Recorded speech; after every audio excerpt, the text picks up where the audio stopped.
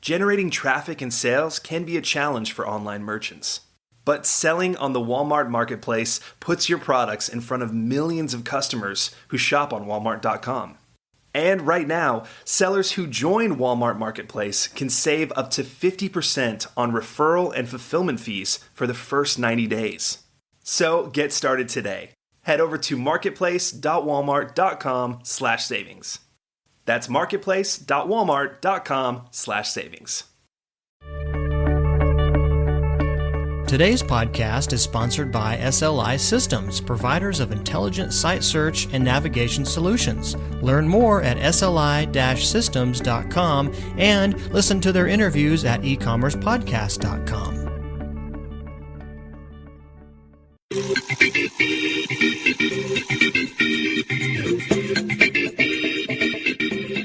Welcome to the E-commerce Conversation with Pat Callahan, a weekly podcast focusing on e-commerce topics, featuring interviews with prominent people in the e-commerce space. And now let's move right on over to Pat to see who he has queued up for this week's interview.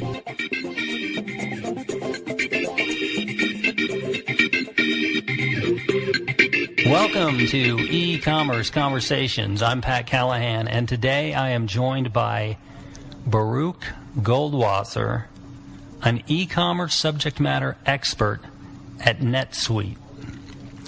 Welcome, Baruch. Thank you, Pat. It's good to have you here, and I appreciate your time.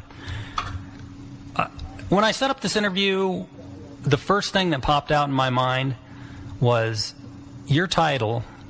You're an e-commerce subject matter expert. So why don't we start out? Tell me a little bit about what you do at NetSuite. Absolutely.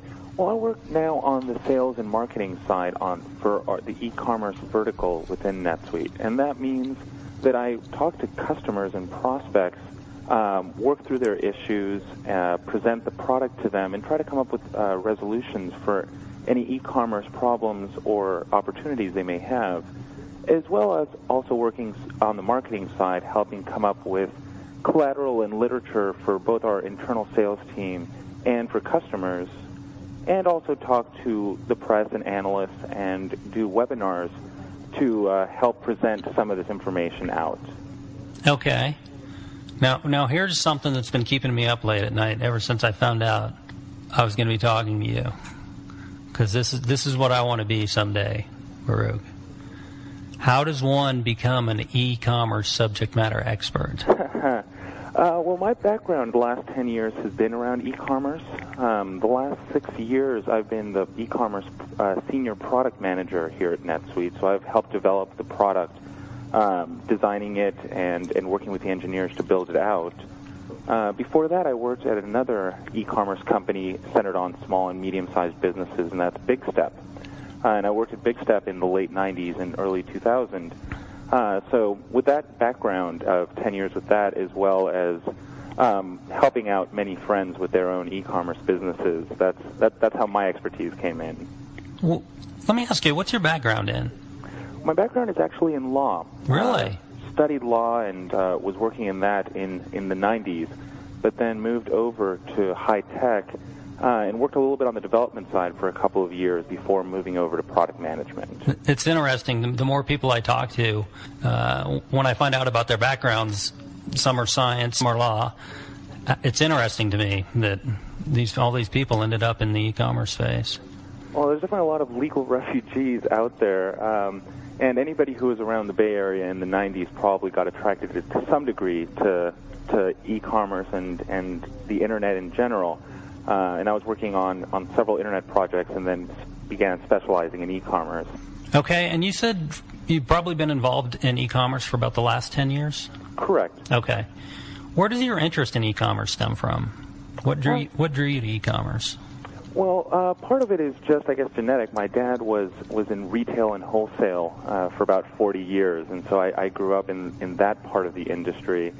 And then I was, a part-time seller on eBay and other online auction houses before then, and had a little business during my school years as well. So I had the personal side as well as the family side, and then moved on and took in for the professional relationships as well. being able to combine technology and internet capabilities with business. Okay. Frequently here at the magazine, and our magazine is typically targeted towards small to mid-sized businesses, but I imagine, even your smallest business has aspirations to become a very large business. But we get calls quite often from a variety of different people, and oftentimes they're beginners. We just got one the other day. What I'm wondering is, when we get these calls to set up an e-biz, they want to have like a checklist where to start. What would be your advice for someone who's looking to set up an online presence? Well, I would start off by making sure that they know what their business plan is, what their business is, what they're selling, who they're selling to, the basics of what products they're getting and how they're going to be able to receive them into the company and ship them out. Once they have that basic piece down, then it's beginning the online presence itself, and that begins with a website, figuring out how they want to brand that site, what look they want. And then the next piece after that is how you actually get customers, how you get people to visit your site.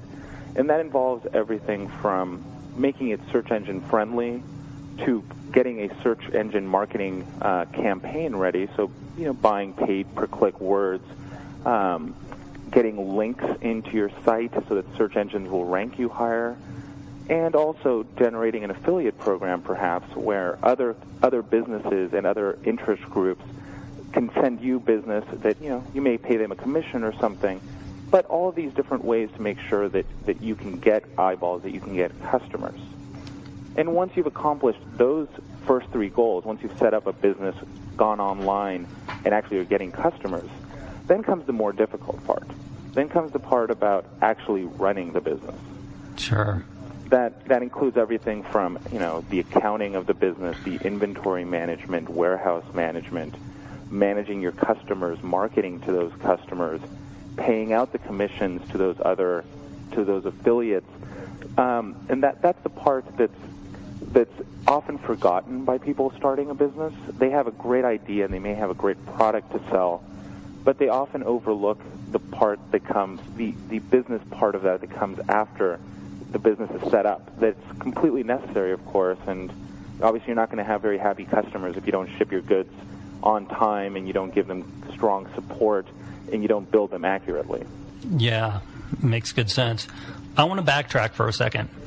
I've been thinking a lot lately about SEO versus SEM, and what I've been thinking about is, are we seeing a trend towards SEO more than SEM, or I want your opinion. Do you need a balance of SEM and SEO, or can you go SEO? I think you need a balance of both. Yeah. I think SEM, search engine marketing, when you're paying for it, is a quicker way to get business. You're paying up front for it, but you can get customers quicker, but it's also more expensive. And so in the long run, unless you get very good margins off your SEM, that may not be the most sustainable way to have a business. Good SEO does not have to be that expensive. Consultants may be expensive and you may need to do some work, but if you build a good site that has strong SEO capabilities and you build that link network that's going to help you rank higher, then that can sustain you for a much longer period of time without the daily, weekly expenditure on the actual search engine. Okay. So I think a good balance is necessary. That seems to be the consensus. How about this? What are some of the biggest e-commerce disasters you've ever seen over the 10 years you've been in the business? Well, definitely don't want to name names there. Sure. But again, I think that usually goes with the business parts of it. I think that people get up and running, and then ironically, it's success that sometimes brings them down. It's when they were expecting 100 orders a day, but they start receiving 1,000 orders a day, and they're just not set up to be able to manage their business. They may not be able to get the products in time. They probably don't have the warehouse space and the expertise on how to run a complex warehouse or multiple warehouses. And then on the customer side, the customers start calling with questions, and it may be very basic questions, but they're not set up to answer 10 times as many questions as they thought they were going to answer. They can't track the information. They can't answer them properly. They can't reach the customers in a way that makes their customers happy, and so their own success ends up being their downfall. Okay. Here's a crystal ball question for you. What changes do you see occurring in e-commerce, let's say, over the next 12 months? Good question. I would say one of them is companies going more global. I see that I hear more and more of companies wanting to reach a global market. They're already being asked by companies around the world, by customers around the world, to sell them their goods, and they're running into a lot of problems right now in terms of payments, what payments they can accept and how they process them, in terms of shipping to those customers, in terms of supporting different currencies and different languages. But there are better solutions out there, and more e-commerce providers are supporting multiple languages, multiple currencies, perhaps multiple even websites, a different website for each country, as well as advanced shipping capabilities and advanced fraud protection to protect them from certain regions which may have more prevalent fraud. But I really see global e-commerce growing very quickly in the next few years. Okay. How about this for a question? What about changes over the next 5 years? Over the next 5 years, I see both advances in fraud protection, where customers, merchants are going to start using more of the different techniques that are out there that reduce chargebacks, things like Verified by Visa and MasterCard Secure, that transfer the responsibility and the burden of proof over to the shopper in cases of fraud. The other trend I see is more actionable web analytics. So right now, merchants are seeing a lot of analytics, and they're trying to do things with it, but it's not necessarily very actionable data. They see a lot of statistics about visitors, and they see a lot of statistics about page hits, but they don't necessarily know what to do with it.